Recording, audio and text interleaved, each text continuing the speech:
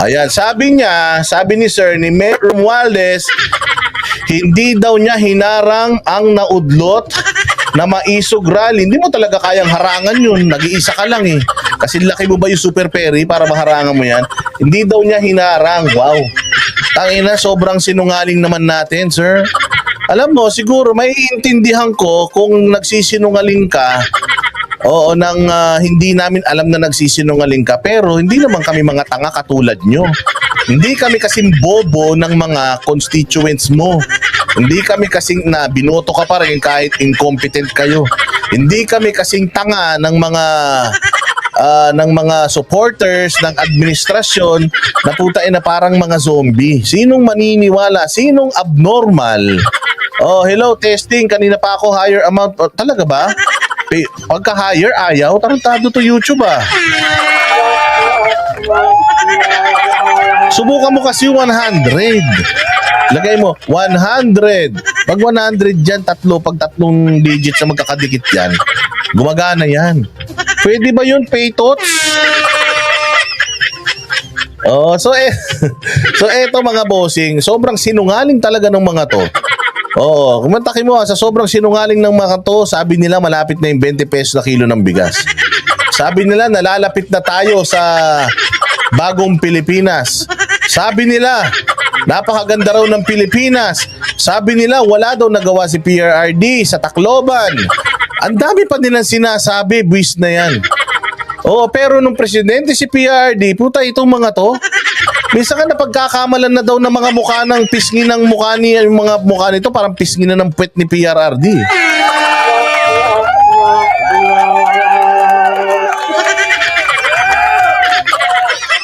Oh, tayo na. Sabihin nyo, hindi nyo hinarang. Ang tanong, binigyan nyo ng permit? Ang tanong, ginipit nyo o hindi? Ang tayo na, saan ka naman makakita ang araw-araw sa Tacloban nung 25? Ang araw-araw ang init-init. Pucha, yan walang bumabiyahing mga bangka. Walang bumabiyahing mga barko. Tapos hindi nyo hinarang. Aba, wow.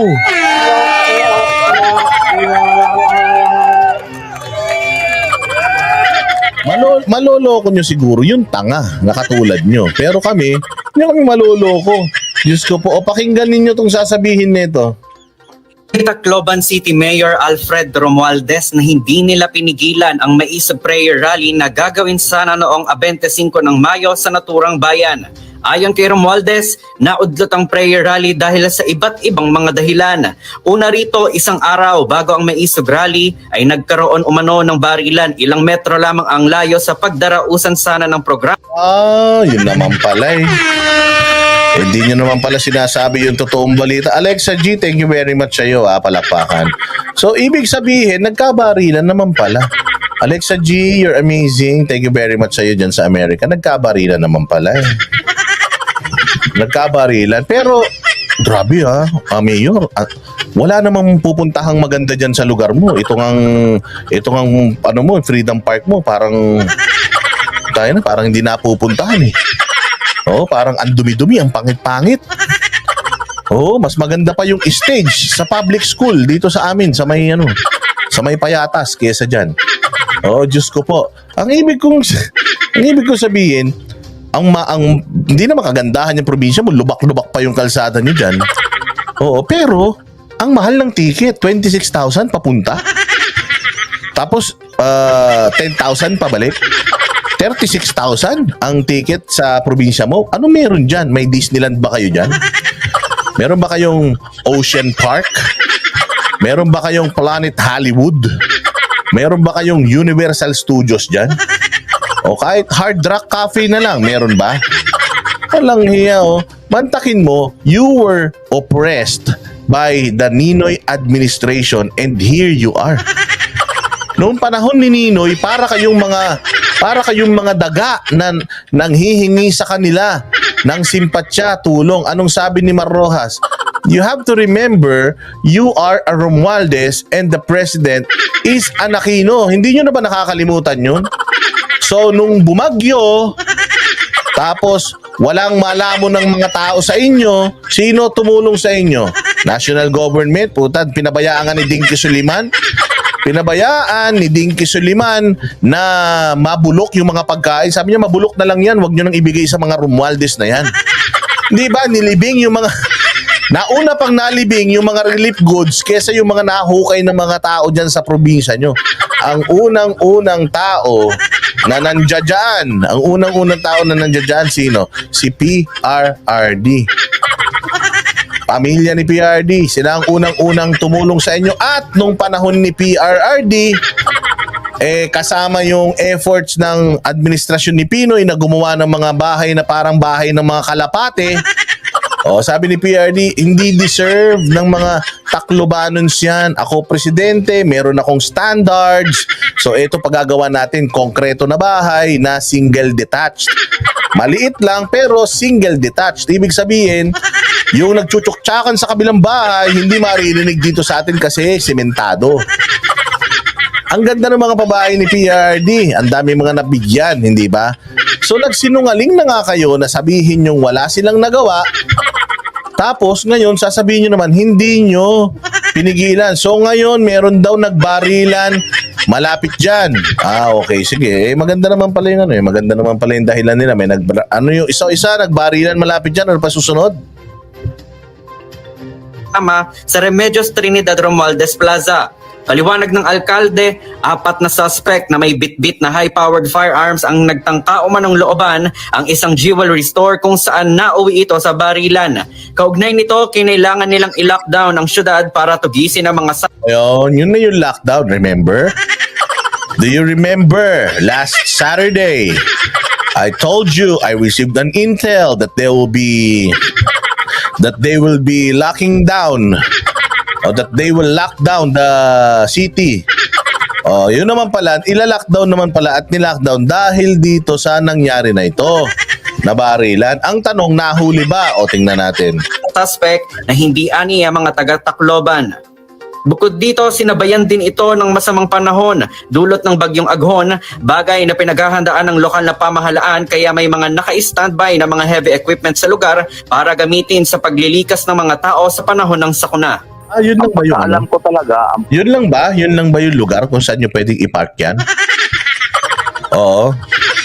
So ano yun, naka-standby sila doon, maaraw na, hindi kailangan nandoon pa din, tapos ngayong araw na to, wala na sila.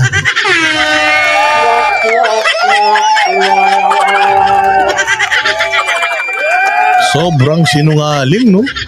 Grabe, sobrang sinungaling. Sige, play. Province of Leyte, basta may masamang panahon na dadating na ganyan, nag-prepare position sila ng mga heavy equipment. Mga hakot ng tao. O pinoposition yan. Isa pa ho, na gusto namin sabihin, yung airport ho namin under repair. Kaya Galing ha. Putang ina, ang dami. Mantakin mo, nagkataon lahat yan. What a coincidence. Series of coincidence. Una, may nagbarilan na ewan ko kung nahuli yung nagbarilan. Pangalawa, may bagyo, yung mga truck na yun na nandiyan dyan. Sabi, panghakot daw, pero tinatanong nila Bisdak. Nung nandoon sila, ang sinabi, magkakaroon daw ng auction. Ano ba talaga? Auction o panghakot? Ha? Sabi nyo, i-auction nyo. Tapos ngayon naman, ipangahakot nyo ng mga tao. Ano yan? May rally ba ulit si Bongbong Marcos dyan? Ba't maghahakot kayo ulit ng mga tao? Tapos pangatlo, ang sabi niya, yun daw airport nila, ginagawa.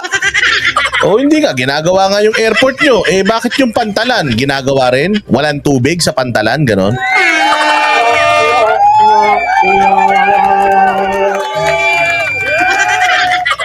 Hindi ba? Sige. walang lumilipad sa gabi. Kaya punong-puno yan sa araw. Pagkatapos po, para malaman ng lahat, pagdating ng Mayo, pagdating ng June, ay marami talagang piyesta dito. Talagang mataas ang pamasahe. Ang galing.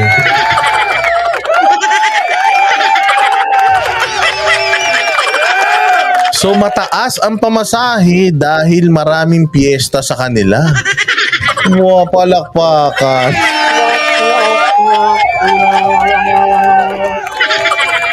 Alam mo, Mayor, ang kapani-paniwala lang sa sinabi mo yung bagyo. Kasi puta, alam nga naman, sobrang makapangyarihan nyo, pati yung bagyo, bayad nyo. Hindi naman siguro pwede yun, di ba? Oo, hindi naman pwede yun. Bayaran nyo yung bagyo. Pero po yung nagbarilan, yung pinarada lang dyan dahil may bagyo. Tapos yung airport ginagawa. Tapos kaya mahal ang pamasahe kasi maraming piyesta. Oh, pucha.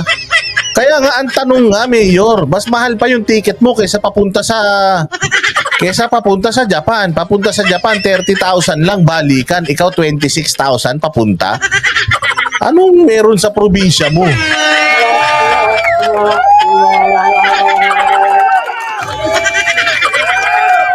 Alam mo Mayor ito meron kaming isang punta ng Davao nang bumili ako ng ticket mga alas 12 ng tanghali, ang flight ko alas 7 ng gabi. Bumili ko ng ticket kasi nga kailangan namin magpunta ng Davao. So ilang oras lang yung pagitan.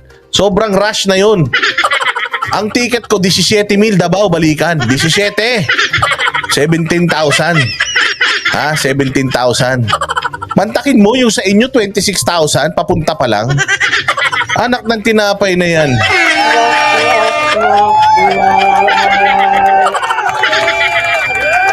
Mantakin mo pag napuno nila yung buong eroplano, mabibili na nila yung eroplano. Ganun kamahal yung pamasahe mo. Oo, tragis. Hindi yung Hong Kong, laging mura sa Hong Kong. Laging mura ang pamasahe dyan. Ay, Taas talagang pamasahe at mahirap makabook ng flight. Matatandaang sa isang open letter, humingi ng paumanhin si dating Pangulong Rodrigo Duterte sa mga taga-suporta nito sa Tacloban dahil sa kanselasyon ng programa dulot ng masamang panahon. Pero bukod dito, sinabi rin ni Duterte na inilagay umano ang mga heavy equipment sa lugar para harangin at pigilan ang maisog rally. Which is true. Di naman tanga tao eh. Di kami kasing tanga nyo, Mayor. Ginawa na yan sa Dumaguete. Ginawa na yan sa Bustos, Bulacan eh. Tapos nangyari rin sa'yo, coincidental pa din. So sa susunod na maisog, pag ganito ulit nangyari, coincidental na naman. Yung mga style nyo, mga bulok. Kaya kayo mga taga-Tacloban, wag nyo nang iboto itong mga sinungaling na to. Kasi kung sa ganito kaliit na bagay, nagsisinungaling sila, maniwala kayo. Yung mga pondo ng gobyerno nyo, kita nyo yung probinsya nyo. Tinan nyo yung Freedom Park nyo, nang lilimahid. Hutay na yan. Ang dumi-dumi. Alam nyo, Mayor, kung pinayagan nyo lang sana, kung pinayagan nyo maisog, na magpunta rito kasi ang kasama ng maisog, yung mga Kingdom Nation eh. May mga Kingdom Nation dyan. Kung pinayagan nyo sana yung maisog, yung Kingdom Nation, alam nyo pag alis nila, baka iba na kulay nung stage nyo. Habang nagrarally ang maisog, habang nagdadasal sila, magugulat kayo, baka pinipinturahan nila yung stage nyo sa sobrang pangit. Pag alis nila, pag tingin nyo, ang linis na, baka yung tiles nyo, yung semento ron, baka naka-tiles na.